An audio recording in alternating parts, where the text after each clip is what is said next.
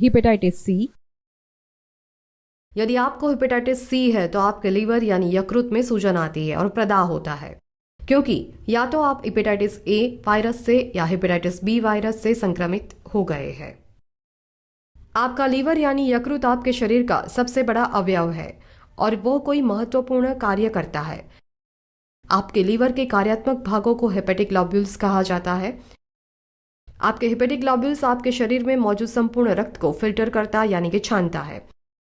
जैसे जैसे रक्त उनमें से पारित होता है तब आपके हेपेटिक ग्लोब्यूल्स रक्त में मौजूद हानिकारक पदार्थों को तोड़ते हैं। बैक्टीरिया और कमजोर हो गई हो ऐसी रक्त कोशिकाओं को निकालते हैं और रक्तस्राव को नियंत्रित करने वाले क्लोटिंग फैक्टर्स यानी रक्त के थक्के बनाने वाले कारक को बनाते हैं। जब आप भोजन कर ले उसके बाद आपका लीवर जब आवश्यकता हो तब आपके शरीर को ऊर्जा प्रदान करने के लिए पोषक तत्वों को संग्रहित करता है। आपका लीवर यानी यकृत बाइल यानी कि पित्त नाम का एक पदार्थ भी बनाता है। आपका गोल ब्लैडर यानी पित्ताशय इस बाइल यानी कि पित्त को संग्रहित करता है और आपके द्वारा खाए जाने वाले भोजन में मौजूद वसा को पचाने के लिए इसे आपकी छोटी आंत में स्रावित करता है। यदि आपको हेपेटाइटिस सी है तो ये वायरस आपके शरीर में तब प्रवेश करता है जब आप इस वायरस से संक्रमित किसी व्यक्ति के रक्त या उसके शरीर के अन्य तरल पदार्थों को संपर्क में आते हैं। एक संक्रमित व्यक्ति के द्वारा उपयोग किए जाने वाले ड्रग सिरिंज यानी दवाई का इंजेक्शन जिसका आपके लिए उपयोग करने से ऐसा हो सकता है। इस वायरस से संक्रमण होने के अन्य मामलों में शामिल हो सकते हैं इस वायरस से संक्रमित किसी व्यक्ति के साथ असुरक्षित यौन संबंध बनाने से, किसी संक्रमित व्यक्ति के द्वारा इस्तेमाल किए गए रेजर या टूथब्रश जैसे व्यक्तिगत स्वच्छता के लिए वस्तुओं का उपयोग करने से, किसी संक्रमित व्यक्ति के रक्त या शरीर के तरल पदार्थों के साथ सीधे संपर्क में आने से, या एक बच्चे को उसे जन्म देने वाली इस वायरस संक्रमित मां से। हेपेटाइटिस सी के संक्रमण की शुरुआती या एक्यूट यानी अचानक हुए और तीव्र चरण के दौरान हेपेटाइटिस सी वायरस आपके लीवर यानी यकृत में प्रवेश करता है और आपके लीवर की कोशिकाओं पर हमला करता है। एक बार जब वायरस आपके लीवर की कोशिकाओं के अंदर पहुंच जाता है तो ये खुद की नकलें बनाने लगता है। नकल बनाने की प्रक्रिया के दौरान परिवर्तन, जो कि म्यूटेशंस यानी उत्परिवर्तन के रूप में जाना जाता है, वे वायरस के आनुवंशिक सामग्री में अक्सर होते हैं, जिसके कारण इस वायरस के नए स्टैंड्स यानी उपभेद या प्रकार बनने लगते हैं। इस वायरल संक्रमण के सामने प्रतिक्रिया के रूप में आपका शरीर वायरस और लीवर की संक्रमित कोशिकाओं दोनों पर हमला करने के लिए प्रतिरक्षा कोशिकाओं को भेजता है। नतीजतन लीवर की इन कोशिकाओं में सूजन आती है और प्रदाह होता है और फिर वे मर जाते हैं।